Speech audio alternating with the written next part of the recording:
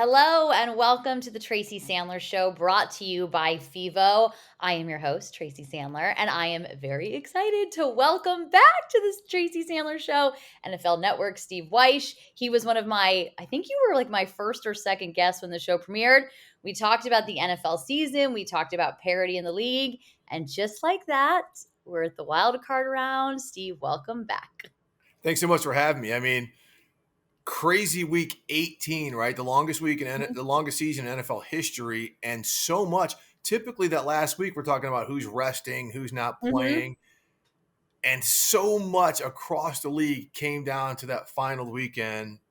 That's what makes me, real optimistic that the whole playoffs, even the super wild card round, is going to be just as exciting. I agree with you. I think it's going to be really fun. So I'm going to start with a matchup. Actually, I was going to go in order, but I've decided I want to start with this matchup first, just to really throw you off here. But I want to talk about the Bills and the Patriots because I just feel like the Bills, Tom Brady leaves and they're like, finally, this is our time. But Bill Belichick was like, nope, not so fast, my friends. And here we are in an epic AFC East matchup again in the wild card round. And I think this is going to be a really good game. It's going to be a good game. Look, a lot of these games are going to be the third time these teams meet. These are a lot of divisional Mhm. matchups. And so that's what's going to make this one, like so many others, intriguing. The thing that concerns me about the Patriots is the last couple of weeks, they just have not played great offensively. Mhm. Mac Jones hasn't been great.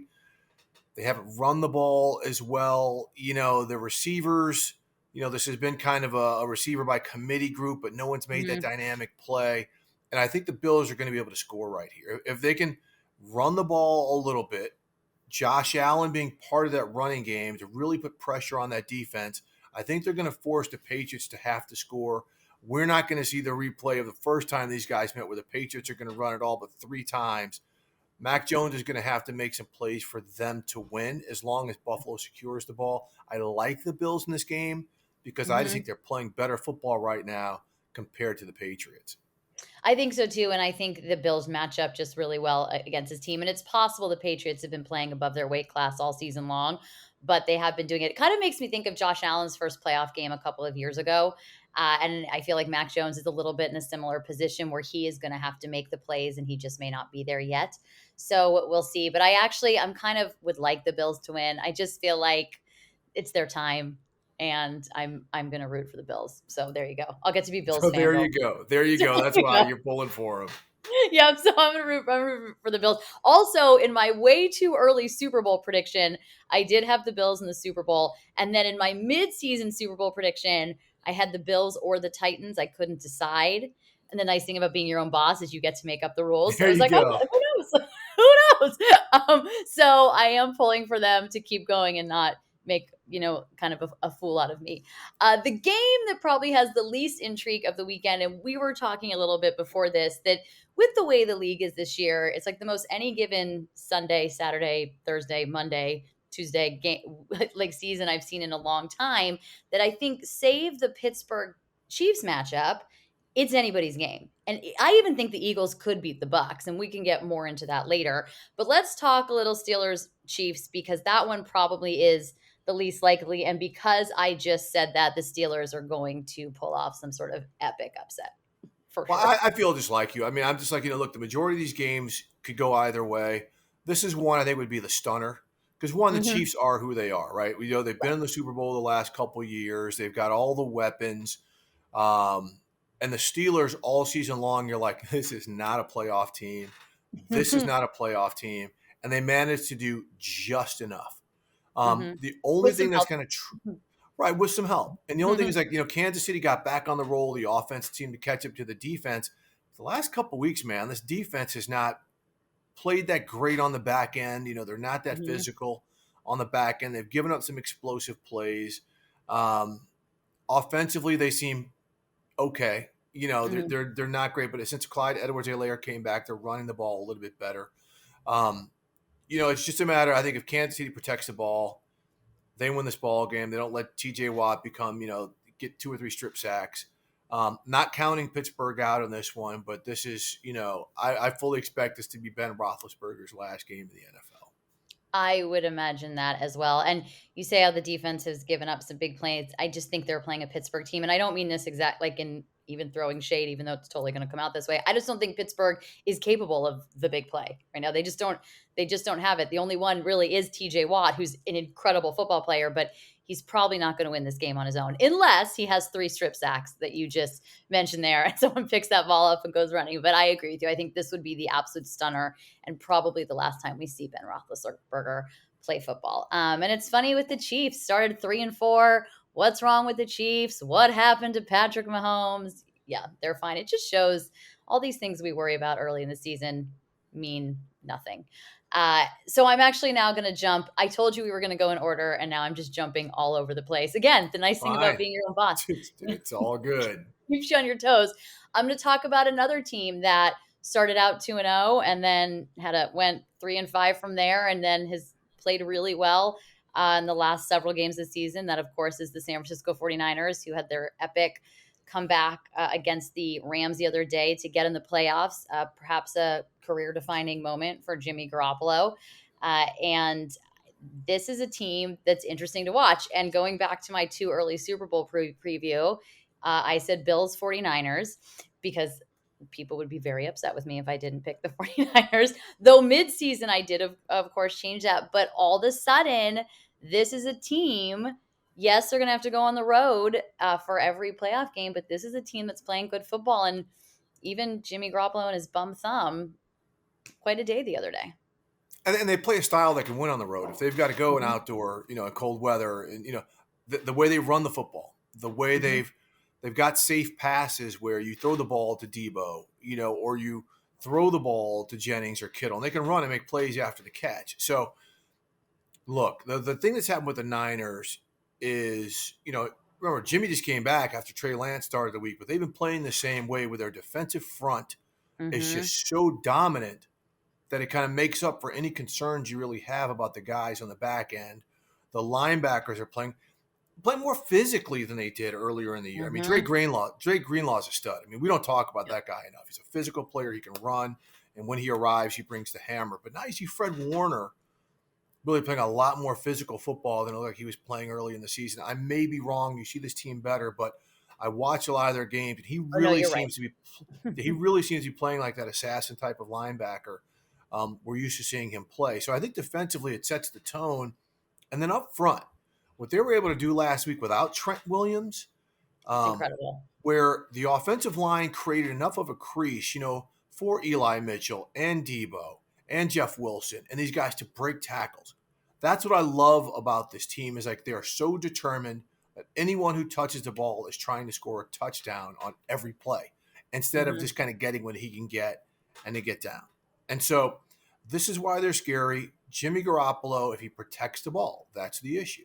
That's the key. If he protects the ball, they're going to be fine. Now, they're going to have to score points against Dallas. I mean, Dallas has got some advantages at wide receiver. They're going to hit some runs. It's just a matter of limiting those explosive plays by the Cowboys because if you get them to mix it up a little bit, you might be able to get some hits on Dak. And the way that Eric Armstead, Arden Key, these guys are hitting the quarterback, it's not nice. It's not comfortable. It's not Nick nice. Bosa, the way these guys are, I mean, they're not just dropping these guys. They're hitting them. And so I think if you get some hits on Dax, it can be disruptive. The Niners cannot allow themselves to get in a position where they're playing from 10-0, right? No. It worked against the Rams. The Cowboys are a little bit different in that regard because, again, they can continue to score points in a hurry. So I think the Niners are going to have to be better from the jump than they were in Week 18. And so this Cowboys defense is so interesting because obviously they have a tremendous amount of playmakers on this defense. And I love Trayvon Diggs. It's super fun to watch him, but it's interesting with him. He obviously has the most interceptions, but he also leads the league in yards given up. And in some ways, I think that becomes a favorable matchup for San Francisco. I think San Francisco, obviously, in their secondary is probably the strongest they've been since week 1. But as you mentioned, the wide receivers on Dallas are no joke. It's just a matter of how consistent they are. And that's been kind of the interesting thing with Dallas. They've also had some special teams issues of their own. The 49ers have had special teams issues over the last several weeks. So this is, I think, a favorable matchup, but you are correct. They cannot start down 10-0 in Dallas, and they have to protect the football. And I think that's kind of what this game is going to come down to, which is not expert analysis, but I think with both of these teams, that's it. So, and as well as Jimmy Garoppolo has been playing, he cannot throw two of these interceptions, maybe one, but not two of these super questionable interceptions that make you wonder what on earth was he thinking. I do think it's a favorable matchup for San Francisco, but you're right, they cannot play from behind, and that's And going to be the key. open field tackling for both teams is going to be huge, especially Yes. for the Cowboys. And, because they've got a chess piece no one talks about in their safety, Jaron Curse, right? They move him around a lot like how the Chargers do Derwin James. Mm-hmm. Linebacker, strong, free, play him outside a little bit. He allows him to do things with Micah Parsons. We just see Micah Parsons moving all over, but Jaron Curse is the kind of, the yang to that yin. And Mm-hmm. so he's someone they've really got to pay attention to. Where he's aligned will dictate a lot about what this Niners offense is going to be able to do. But open field tackling is really going to be a huge, huge element for the Cowboys, especially in this game. All right, open field tackling. Everybody keep an eye Yeah. out on that. You heard it here first. You heard it from Steve, and we will be keeping a very, very close eye on that.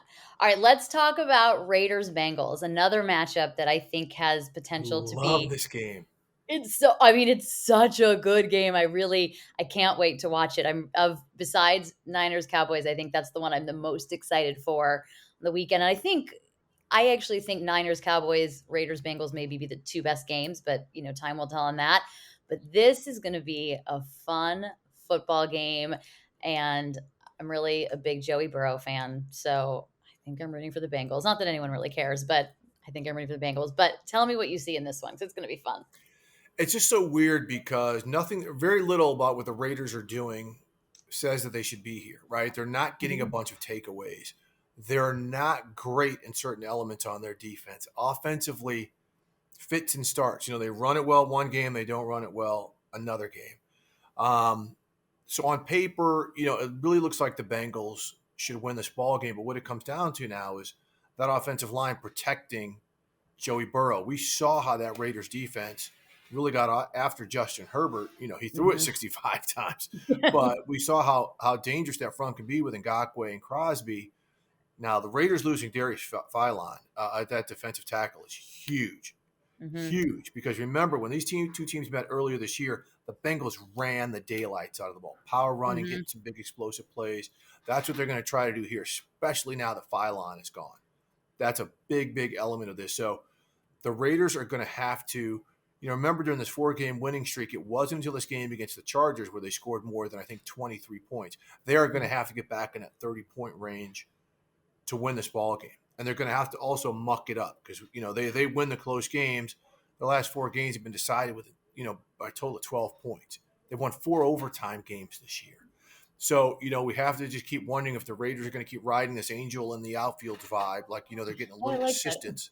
Uh-huh. Yeah, I mean, and it's kind of cool, It's kind of cool to see exactly how they're making this happen when, again, they're bucking so many things that says they shouldn't be winning these ball games against a Bengals team that, yeah, they're explosive, but they got a lot of young players. They haven't Yeah. been here before, which could either be like they don't care, they're going to keep freewheeling it, or okay, the moment can get a little tight. So I'm real interesting to see how that part works, especially because these two teams have been the butts of jokes, For right? You got years.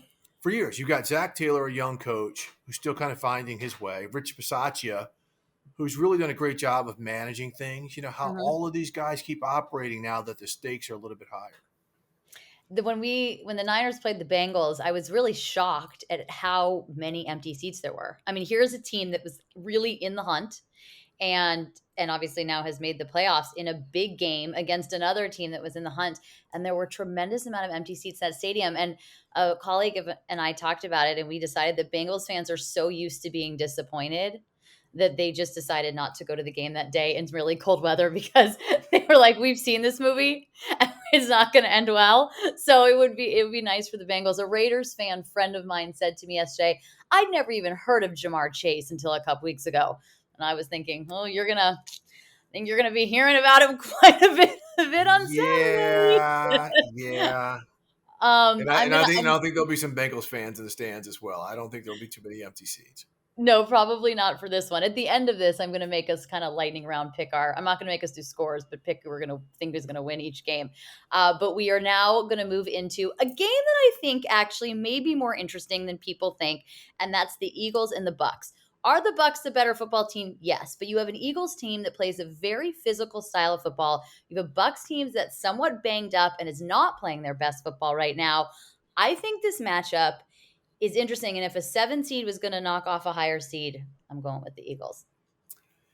Yeah, I'm I not mean, I'm feeling not you saying so they're going to much win. on I this just think one. it's a potential. Yeah, if it's going to happen, yeah, I would say that it's.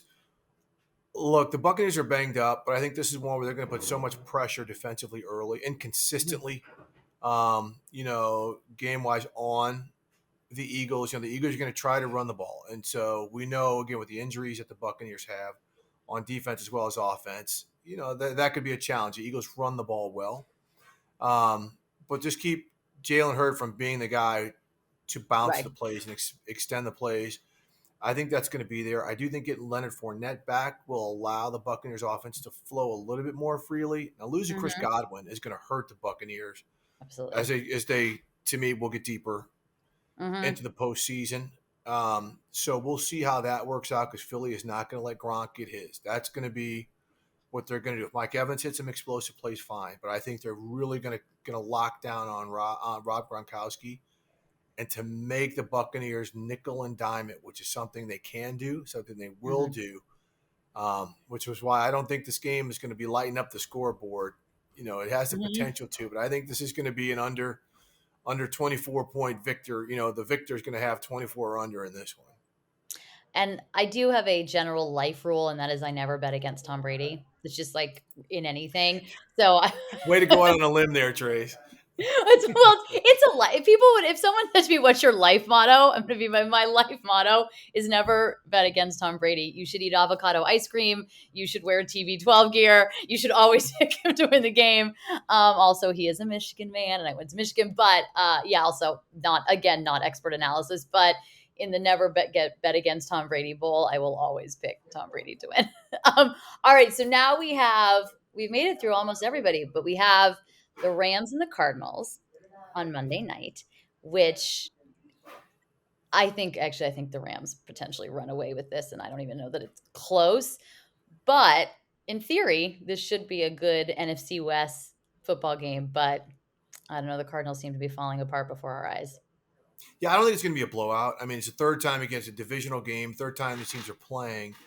But you're right. I mean, Arizona's just not playing well. I mean, losing DeAndre Hopkins has really hurt them in the red zone. Mm-hmm. They'll drive down the field and they just struggle, but also a lot of self-inflicted wounds in terms of, they'll get a false start. They'll have some penalties, which will take a 3rd and 3 to a 3rd and 8. And so that's really hurt them. That's a pattern that's been Mm-hmm. going on right here. So defensively, I think the Cardinals have the personnel to cause the Rams a little bit of trouble. The Rams have got to not turn the ball over. That has been, that's what's going to be happening here. But I don't think that the Cardinals play with the physicality of someone like the Niners did or the Titans did or the Packers did when they beat the Rams. And so I think that's why we saw LA really put it on Arizona later in the season. Mm-hmm. Could be somewhat of a replay here. Arizona's great on the road, 8-1 on the road.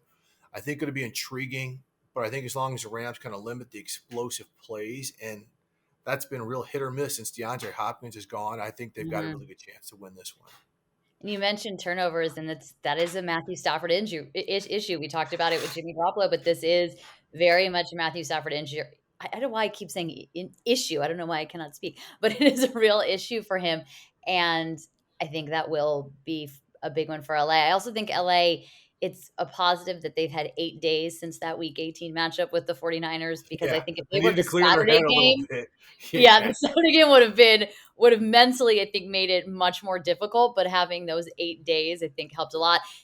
If I remember correctly, when we first did this podcast, did we potentially pick Arizona to be in the Super Bowl? yeah, we may have. I mean, they were playing that well. They looked Mhm. that good, but man, I mean, just this old habit that they have of just collapsing in the back half of the season. That's not good. I mean, No, Cliff Kingsbury's not going to get fired. I mean, he's doing a no. good job there, but man, I have covered some teams personally where when there's this routine tail off on the back end of the season, that's when the owners are like, hey, this is a trend, right? This isn't, an anomaly. We got to Mhm. figure something out here. And, and it's not like the Cardinals don't have talent. They could be getting J.J. Watt back. If James Conner doesn't come back, that's another thing that's not talked about enough. He had the heel Mhm. injury the last couple of weeks. I mean, he gets into the end zone, right? And Mhm. he runs the ball well. And the fact that they haven't had that element. He's battling a rib injury right now, so his playing status is really up in the air. If they don't have him, it is all on Kyler Murray. He's got the capability to be Superman, but just does he have the rest of the Avengers, to kind of carry him along, against a team that's a really, really good football team. Yeah, and I have a lot of respect for Kyler Murray and think he is a star and going to be a superstar. But it's a lot to put just on him in this particular game. And when you have Aaron Donald and Jalen Ramsey on defense, and then you have Stafford and Cooper Cup and everything else that comes with the Rams. So, and maybe Sean McVay won't celebrate in the end zone so early in the game. Maybe he's learned his lesson That on really that. was So a sticking point for you Niners writers, wasn't it? That was really like a little too much well, for you, huh? how do you do that? Well, first of all, it's embarrassing. It would have been fine if they just had won. It would have been obnoxious, but then they blow a 17-point lead and lose in overtime. But also, like, how do you? That just felt. I didn't like that. Just as a football person, I didn't like that. You are the coach. That is not. You don't get to go in the end zone and celebrate with your players. I didn't like it. I really didn't. But When Robert Saleh was doing that, I didn't hear any Niners coaches saying our defensive coordinator, that's wrong of him doing it. Well, Robert Saleh's all gas, no brakes. He literally couldn't stop himself. He has no brakes. So that's not So's entirely. McVay. So's That's okay. McVay. Well, He's done it before. I think what you say is probably a very fair point. But again, and I've said this to you before on Twitter, I just prefer you don't confuse me with facts. It's just better when I can just make things up that I think and don't have facts. I think it's just better. It's one of my favorite phrases. It actually sums up Twitter. Don't confuse me with facts. Let me just say whatever I want to say. That really sums up Twitter. It really Yes. does. We've solved Twitter. You guys are welcome. All right, Steve, we're gonna lightning round these games in terms of who you think is gonna win. Do you want to do score predictions? I'm terrible at them, No, but I'll do them. Okay, no, yeah, because they're the worst. Okay, not playoff time. No way. all right, that's fair. All right, we're gonna start with the first game: the Raiders and the Bengals. Bengals, Okay, I'm gonna pick the Bengals as well. Patriots, Bills. Bills. I'm also going to pick the Bills. I can see where this is going. All right, Steelers, Chiefs. Well, I think we both know who we're picking on that. Yeah, Chiefs.